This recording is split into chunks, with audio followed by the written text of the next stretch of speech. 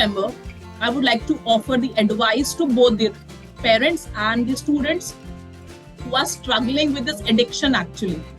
Mobile devices, social media, they have, if 24 hours is the time in a day, they want to devote 20 hours to that.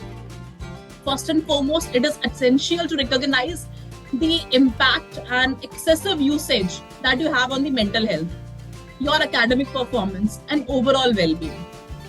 And here parents have to play an important role because they have to give the proper guidance to their kids that there has to be a stoppage of everything. Using the things is the one part and having an addiction is the second part. So choose amongst the two that which fits you the best.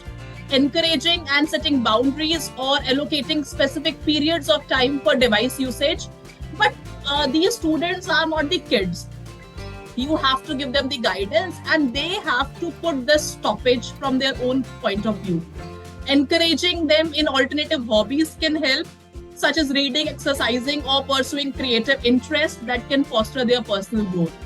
And lastly, by setting an example in front of your kids, parents should have to be a model which is having a healthy screen habits where they can inspire their children to adopt a balanced and approach towards technology where they can have a different mindset.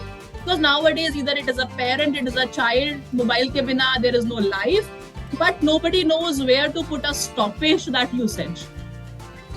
So I think that has to be driven from parents itself.